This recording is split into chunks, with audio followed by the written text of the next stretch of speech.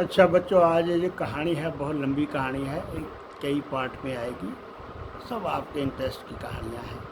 आप लोग देखो तो मेरे चैनल को सब्सक्राइब भी कर देना, सब्सक्राइब कर देना।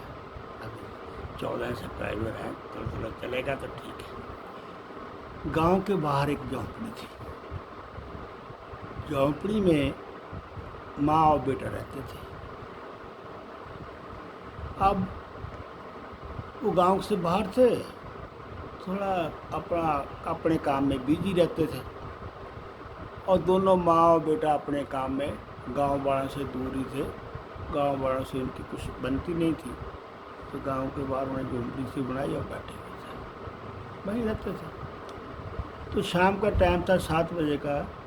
तो घर के अंदर वो खाना बना रहे थे। माँ बेटे की उम्र होगी 3 साल की, तो बड़ा नहीं था, छोटा बेटा था। और वो उसकी माँ थी। तो उन्होंने देखा बाहर एक घोड़े के हिलने, बहुत ज़्यादा शोर करने की आवाज़ आई। जैसे घोड़ा हिलता है ना, बड़े जोर जोर से हिलक रहा था। अब वो झोंपड़ी से बाहर आए, डर के मारे क्या हुआ भाई, देखें बाहर क्या है।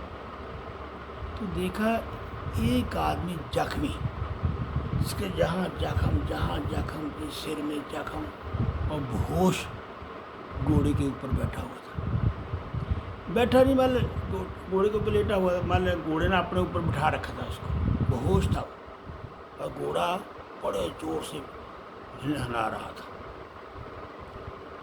अब क्या हुआ, उस लेडी ने, उस औरत ने उसको उतारा, जो जख्मी था इंसान, और अंदर ले गई, झोंपड़ी के अंदर ले गई। तो झोंपड़ी के अंदर जाके उन्होंने देखा इसके तो बहुत चोटें आई हुई हैं, बहुत जख्म है, इसको तो ठीक होने में टाइम लगेगा। चलो, उन्होंने उसका इलाज शुरू किया, जो भी होता है जड़ी बूटियों वाला इलाज, वो शुरू किया। तो धीरे धीरे 2-2.5 महीने बाद आदमी को सुर्त आई, होश आई। तो उसने देखा भाई ये लोग तो मेरा बड़ा इलाज कर रहे हैं, मेरी बड़ी सेवा कर रहे हैं। तो उसने बताया कुछ नहीं। अब फिर धीरे धीरे धीरे वो जो और थी, उसको लगा कि ये ठीक हो रहे हैं, ठीक हो रहे। तो उसने बोला आपको कहाँ जाना है? अब तो आपका हमें मालूम नहीं है तुम कौन हो, कहाँ से आए हो।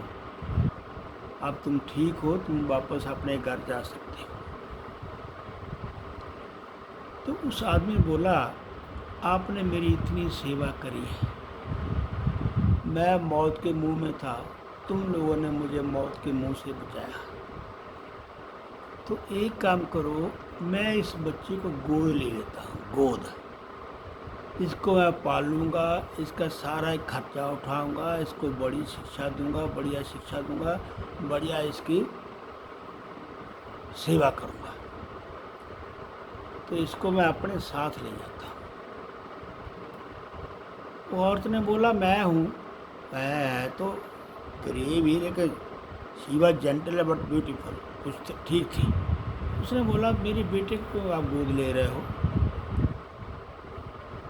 अगर आपको लगता है तो हम दोनों शादी कर सकते हैं।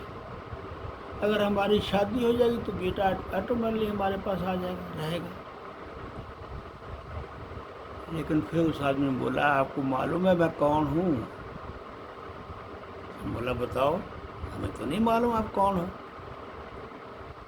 अरे मैं इस राज्य का राजा हूँ, जहाँ तुम लोग जो रहते हो मैं उसका राजा हूँ।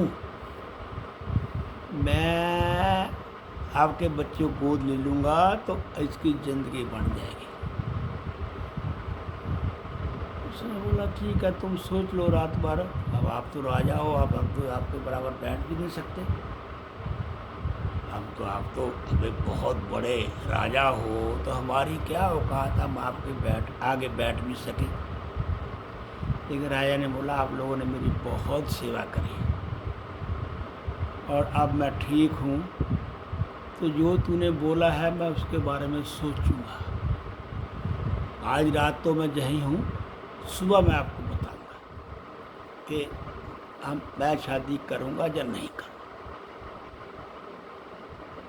अब सुबह हुई तो राजा ने बोला ठीक है, जैसे तुम चाहती हो मैं तुम्हारे साथ शादी कर लेता हूँ, और फिर तुम और ये बेटा मेरा हो जाएगा और हम राजमहल में रहेंगे, वहाँ कोई दिक्कत नहीं आएगी।